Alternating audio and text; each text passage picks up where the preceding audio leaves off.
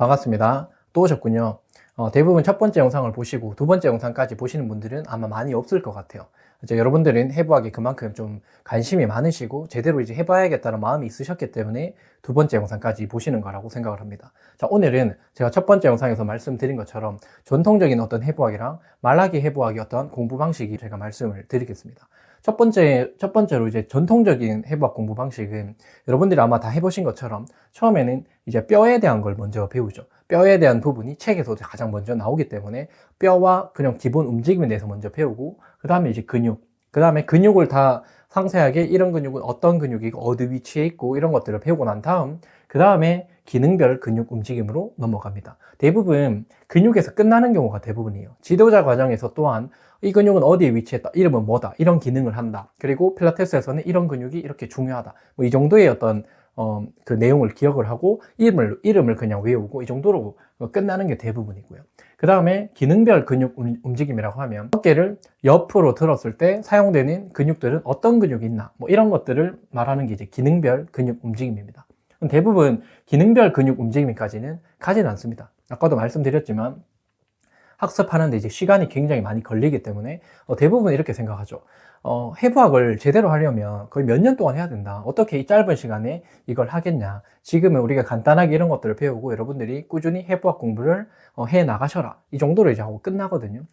여기에도 이제 몇십 시간을 쏟는단 말이에요, 대부분. 이런 방식으로 공부를 하기 때문에 저는 시간을 투자한 만큼의 효율을 제대로 못 얻어내는 거라고 생각을 합니다. 자, 그러면 말하기 해부학은 먼저 첫 번째로 관절 움직임을 먼저 말하는 것부터 시작을 합니다. 말하기 해부학이기 때문에 계속해서 말하는 게 이제 포인트인데 처음부터 뭐 뼈를 보거나 이런 게 아니라 우리가 많이 사용하는 움직임들이, 예를 들면 우리가 생활할 때 걷거나 뭐 축구를 하거나 뭐 야구를 하거나 어떤 스포츠를 하거나 때로는 뭐 필라테스 동작을 가지고 해도 되고요. 생활에서 일어날 수 있는 모든 동작을 가지고 관절 움직임이 어떻게 움직여지는지를 먼저 말로 내뱉어 보는 겁니다. 이때 우리가 해부학적 용어가 입에 아직 익숙하지가 않을 때겠죠. 모르는 상태여도 괜찮습니다. 팔을 옆으로 들면 누구나 팔이 앞으로 들렸는지 옆으로 들렸는지는 말할 수 있죠. 그렇게 관절 하나하나마다 말해보는 연습을 하는 겁니다.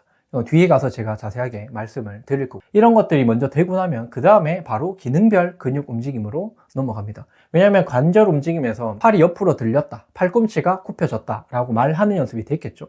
그러면 팔을 굽혔을 때 혹은 팔이 옆으로 들렸을 때 어떤 근육이 사용되는지, 그 근육은 어떤 위치에 있는지 대략적으로 먼저 보는 게 이 단계입니다. 벌써 이제 두 번째 단계로 이제 오는 거죠. 이런 것들이 익숙해지다 보면 그 다음에 세 번째로 근육으로 넘어가시면 돼요. 이때 기능별 근육 움직임으로 저런 동작을 할 때는 대충 저런 근육이 있었지 라는 어떤 생각이 있고, 그런 것들이 익숙해지다 보면 근데 저 근육이 왜 저 역할을 할까, 그리고 저 근육이 디테일하게 어떻게 생겨 있는지 궁금한데 라는 생각이 들 때 그때 근육으로 넘어가셔야 됩니다. 그렇게 근육을 보다 보면 그 근육이 어떤 뼈에 붙어서 어디까지 연결되어 있다라고 이제 나와 있죠. 그때 뼈로 가서 뼈를 보시면 된다는 거죠. 순서가 전통적인 방식과는 완전 반대로 가죠. 전통적으로는 뼈를 배우고 뼈 위를 감싸고 있는 뭐 근육을 배우고 근육의 어떤 액션을 배우고 이렇게 단계별로 이제 가는 거죠. 그 방법이 이제 틀렸다는 건 아닙니다. 근데 제가 앞에도 말씀드렸지만 이런 방식대로 여러분들이 공부를 해 봤는데 왜 학습이 제대로 안 되고 있냐 이 말이죠.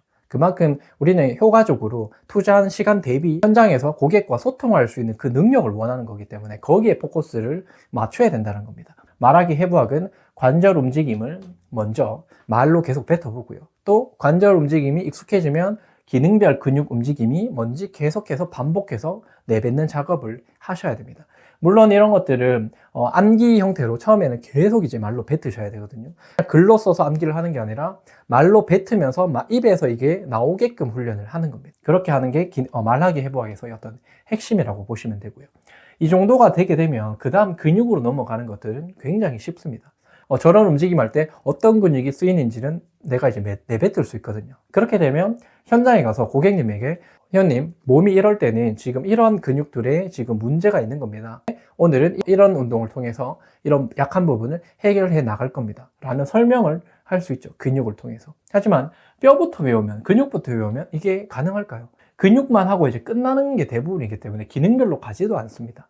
여러분들이 만약에 충분히 공부하는 능력이 좋고 공부하는 게 너무 즐겁고 이러면 이 단계를 순서대로 따라가는 것을 저는 추천합니다. 하지만 그런 분이 아니시라면 이 단계로 하는 게 가장 효과적이라는 소리죠. 저는 이제 해부학 교육을 처음에 제가 공부를 그렇게 했었고, 또 많은 이제 후배들, 그리고 현장에서는 이제 교육생들을 모집해서 계속해서 교육을 했기 때문에 그 사람들이 원하는 거는 제가 2년 동안 막 책을 통째로 암기했던 것처럼 그런 어떤 인내심과 의지와 이런 걸 이제 요구하는 건 아니었어요. 대부분 그런 것들을 잘 못하기 때문에 그런 교육을 들으러 왔겠죠. 그래서 그분들한테 필요한 거는 당장에 내가 빠르게 배워서 빠르게 적용할 수 있으면 좋겠다. 이런 게 이제 가장 큰 부분이었거든요. 처음에는 그런 부분들이 너무 이제 체계 없이 이 공부를 하는 게 아닌가라는 저는 생각을 했었지만, 그렇게 하다 보니까 재미가 붙어요. 재미가 붙고 자기가 말로써 그게 해부학이 나온다라는 것을 알게 되면 두려움이 사라지기 시작하고, 두려움이 사라지니까 해부학에 대한 어떤 자신감이 생기는 거죠. 해부학을 공부하는 거에 있어서 저항감도 전혀 사라지게 되고요. 그러면 당연히 공부하는데 훨씬 쉽게 간다는 소리입니다. 과거에는 장벽이 굉장히 높았더라면 이제는 그 장벽이 굉장히 낮아진 것과 같은 어떤 효과가 있겠죠. 그래서 해부학을 공부하는 방식의 가장 효과적인 방식이 저는 이 말하기 해부학이라고 생각을 하고요. 이러한 방식대로 많은 사람들이 이걸 선택할 거라고 저는 확신합니다. 왜냐하면 결과가 다르기 때문이겠죠. 이미 오프라인이든 온라인에서 이런 효과를 본 분들이 너무나 많기 때문에 여러분들이 직접 이 방식대로 공부를 해보시면 무조건 효과를 본다고 저는 자신 있게 말할 수 있습니다. 다음 강의에서는 관절 움직임, 기능별 근육 움직임을 어떤 식으로 하는지 조금 더 디테일하게 한번 보겠습니다. 관절 움직임 말하기는 어떤 형태로 진행되는지 상세하게 말씀을 드리겠습니다. 졸라맨 그림을 그려놨는데 손흥민 선수가 이제 공을 차는 그런 모습이라고 생각을 하시면 돼요. 이 이미지를 선택하는 거는 뭐 구글이나 네이버에서 스포츠 이미지를 검색해서 여러 가지 그냥 이미지를 따옵니다. 어떤 이미지든 상관없고요. 왜냐하면 그런 것들을 몇 개 선정해서 우리가 그냥 말로 뱉어보는 연습을 해보시는 겁니다. 실제로 그 친구들과 같이 공부하거나 저희가 스터디를 운영을 할 때는 2인 1조가 돼서 한 명이 어떤 자세를 취하면 그 자세를 보고 우리가 말로 내뱉어보고 이런 것들을 바로바로 훈련을 했거든요. 근데 그런 게 이제 현실적으로 제한이 되시면 이미지를 검색하셔서 그 이미지를 보시고 이제 말하는 연습을 해보시는 거죠. 자, 해부학 용어를 모르는 상태라고 하면, 자, 보세요. 무릎이 굽혀져 있죠. 무릎이 굽혀져 있는지 펴 있는지는 누구나 쉽게 말할 수 있습니다. 그래서 오른쪽 무릎이 굽혀져 있네. 그리고 오른쪽 팔은 옆으로 벌어져 있네. 이렇게 표현할 수 있습니다. 모든 관절마다 이런 관절의 움직임 형태가 어떻게 되어 있는지 먼저 말로 내뱉어 보시는 거죠. 여기서부터 시작을 하는 거거든요. 왜냐하면 우리가 그냥 팔이 옆으로 들렸다, 앞으로 들렸다 이런 것들을 생활에서 자연스럽게 하지만 그걸 딱 집어서 그 관절이 지금 어떤 형태로 움직여지고 있는지를 말로 뱉어본 적도 없고 그만큼 관찰해 본 적도 없습니다. 그래서 그런 눈을 먼저 기르셔야 되거든요.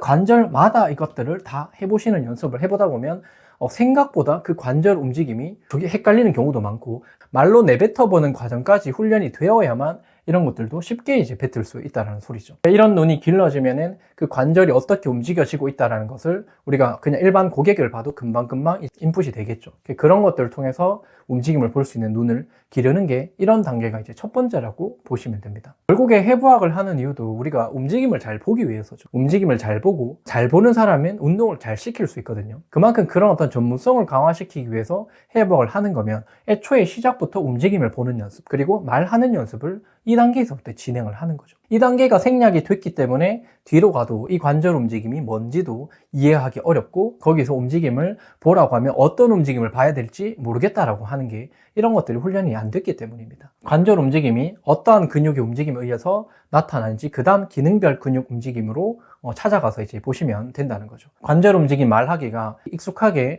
훈련이 되셨으면 그 다음에는 이 팔이 옆으로 들렸을 때 어떤 근육들이 사용이 되는가, 그때 이제 의문이 들 거고, 그때 그 파트로 넘어와서 찾아보시면 된다는 거죠. 이제 팔이 옆으로 들렸다라는 어떤 표현을 하거나 무릎이 굽혀졌다 이렇게 관절 움직임을 쉽게 말할 수 있는 단계가 되면 그 다음에 우리가 넘어가야 되는 게 기능별 근육 움직임을 말해보는 겁니다. 예를 들면 이제 팔이 옆으로 들렸다는 거는 이제 shoulder abduction이라고 하죠. 이때까지 이런 용어가 익숙해지지 않으셔도 괜찮고요. 일단 먼저 이런 것들이 어떤 근육이 있는지부터 먼저 보셔도 괜찮습니다. shoulder abduction이라는 역할을 할 때 근육이 극상근이라는 근육과 중부 삼각근이라는 근육이 사용이 되는 거죠. 그러니까 슈프라 스피나투스, 미들 델토이드, 이렇게 영어로 먼저 말해 보시는 겁니다. 지금 한글로도 안 되는데 무슨 영어로 하냐, 한글말로 하면 안 되냐라고 하지만 생각보다 영어로 하시는 게 훨씬 더 여러분들 익숙해지실 겁니다. 해부학에서는 정말 그 영어 단어가 한정적입니다. 여러분들이 그냥 잠깐 공부를 하고 이제 끝날 게 아니잖아요. 앞으로 전문성을 계속해서 강화해 나갈 거기 때문에 처음부터 영어로 공부하시는 게 훨씬 더 효과적이고, 이렇게 공부를 잘 해 놓으시면은 논문을 보시거나 다른 교육에 참석하거나 이럴 때도 전부 다 영어를 사용을 하거든요. 그래서 이렇게 공부를 하시는 걸 추천해 드립니다. 생각보다 시간이 그렇게 많이 걸리지 않습니다. 오히려 이렇게 됩니다. 극상근 영어로 뭐지? 극상근 영어로 뭐더라? 이렇게 표현하면서 영어는 모르지만 이미 한글은 쉽게 입에 붙어버리거든요. 그렇기 때문에 제가 영어로 먼저 외울 것을 강조드리는 겁니다. 이것도 제가 현장에서 교육을 많이 해보면서 이렇게 저렇게 이제 테스트를 해보면서 이런 결과들을 이제 겪었기 때문이겠죠. 자, 어깨 옆으로 들리는 근육이 이거구나 라는 걸 받고, 그러면 우리가 읽어보는 겁니다. 슈프라 스미나투스가 이렇게 되어 있네. 그래서 이렇게 당기는 근육이구나. 또 뭐 미들 델토이드는 이런 근육이구나. 대충 이쪽에 어깨 근육이네. 이 정도만 이해를 하시라는 거죠.